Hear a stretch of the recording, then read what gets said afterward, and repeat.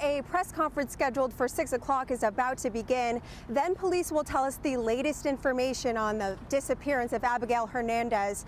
Meanwhile, there is a vigil happening at the Kennett Middle School here in Conway. Friends and family plan to light candles on the same night that would be Abigail's 15th birthday. The Russian government has drawn controversy recently for its anti-homosexual policies. Portland's sister city in Archangel, Russia, was the second region to ban so-called homosexual propaganda. All these years, Chadbourne believed Tompkins had died that day. It wasn't until he saw him on Veterans Day all that changed. At age 82, Glenn Tompkins still runs his woodworking business, doing what he loves. Tompkins was a radio operator in the Army's 7th Division, landing at the invasion at Incheon. Tompkins says that division fought their way up North Korea almost to China, where a bad firefight nearly took his life. And I had a bullet went in right there, just above my belt line, and came out there.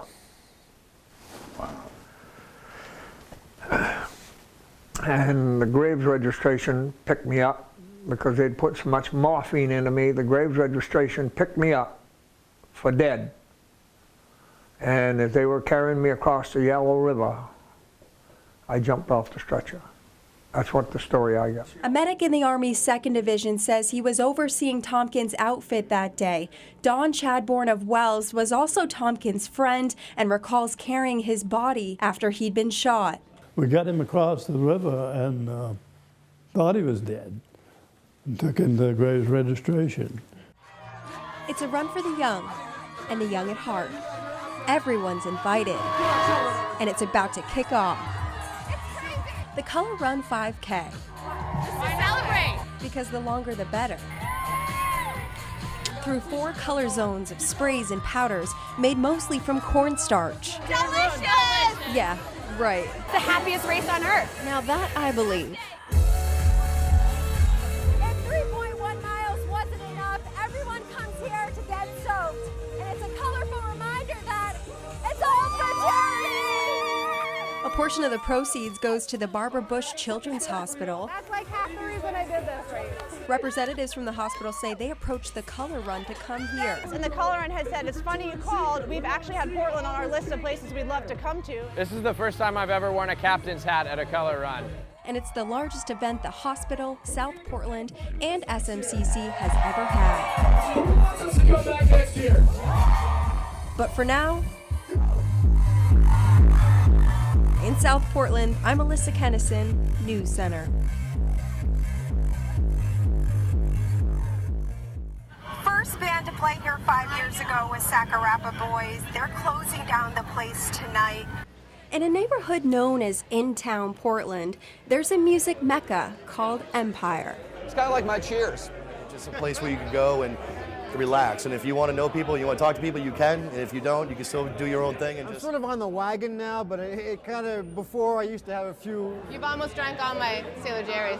It started 5 years ago when a real estate buyer and a music maven viewed the 2-story empty space. Pretty much within about a minute, I decided it should be a live music venue. Empire's been providing a jumping-off point for local musicians and adding momentum to the growing music scene in Portland. The people that encouraged me were all around the city and Empire and other local bars, and it is one of the only reasons I am rapping. The bar, like the one where everyone knows your name, is changing its tune. I'm heartbroken, honestly. Like, you know the Madonna song, "This Used to Be My Playground"? I just keep listening to that. I'm throwing my guitar and my mandolin in the car and I'm going on the road. Empire will close for about 2 months, then reopen the music venue upstairs to feed from the authentic Chinese dim sum downstairs. Dim sum being the Chinese word for touches the heart.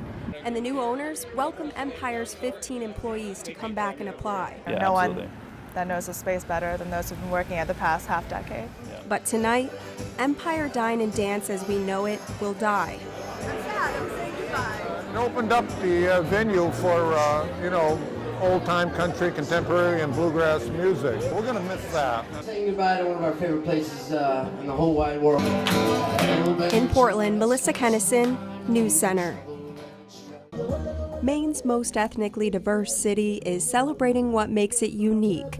Portland's Festival of Nations is a first for Anthony Sincale.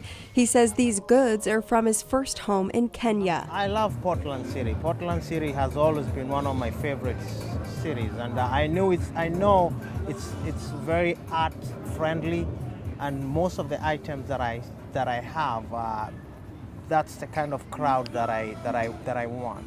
And I can feel the good vibe already. Meanwhile, across the way, these people are practicing a form of meditation called Sahaja Yoga. It's a mothering energy that's within us, and anybody at home can even just put their hands out right now and experience this. Just ask this mothering energy within us, Mother, please rise and give me self-realization. Haven Lindsay tells us about her experience. I tingled. He said I may or may not, and I feel good. For others, the lure here is their sense of taste. Get some international food, especially curry. This is pakora. Indian Palace keeps shop on Congress Street. This is lamb curry, all the spices in here. And this is chicken curry. A step inside Deering Oaks Park and into someplace new.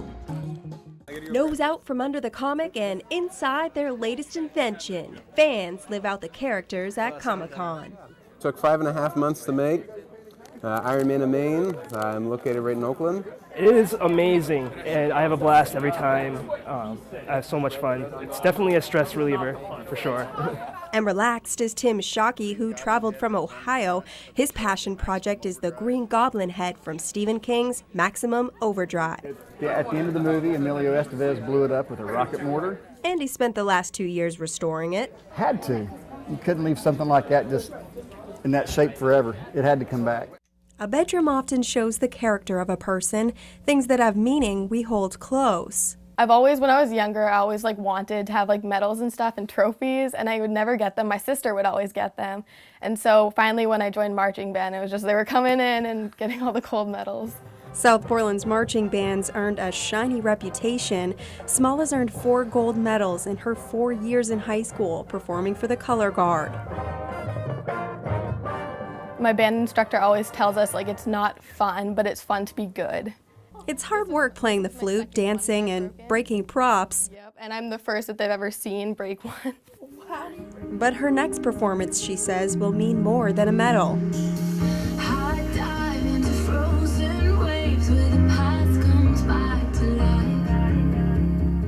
For the Macy's Thanksgiving Day Parade. Boston is feeling eerie right now. There is a sense of bewilderment. People are looking at their phones, calling their loved ones, really wondering what their next step is going to be, where they're going to go, and how to get out of the city. Police are telling cars to turn around, to leave the city, and that they are evacuating the city. For the time being, they're allowing us to stay on the outside of Boylston Street. You can hear sirens. Our hearts are heavy and sad, and we are starving for answers to a million questions we may never know the answers to. Please pray with me. In a little church in North Turner, a small congregation that welcomes all denominations gathers over song and prayer for all of the victims of the Boston bombings. Prayer is powerful. It matters. And coming together as a group, lighting a candle, singing a song, it makes a difference. Butch Quimby says he knows about the difference a prayer can make. Because I lost my son in a bad accident. The results was the same as these people down there. It was a long time ago, but I haven't got over it. Maybe perhaps I'm not real strong.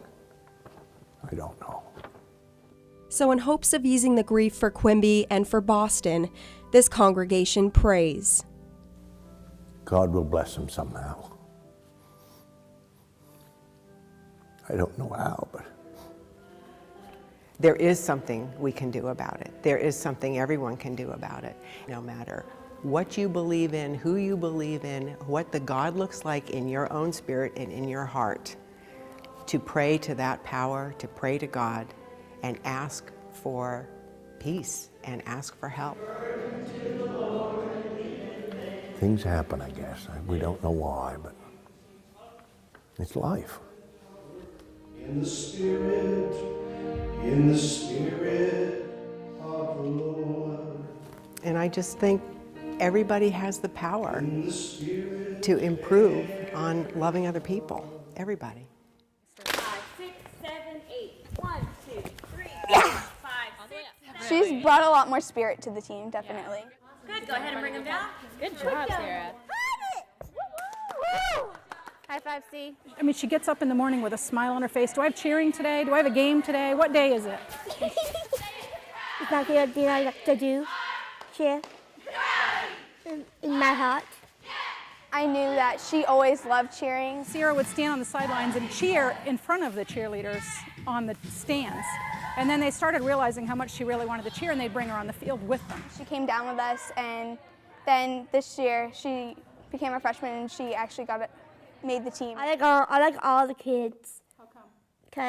Because they're cute, adorable, and cute. And they are? And they're funny and smart. Yeah. And they always love me. I'm sort of not looking forward to when cheering ends, but at the same time I said the other day, I hope she doesn't lose these friendships. And 10 kids immediately responded, she never will. I feel like she's just as big of an impact on our lives as we are for her. Like, she has changed my views for so many different reasons in so many different ways.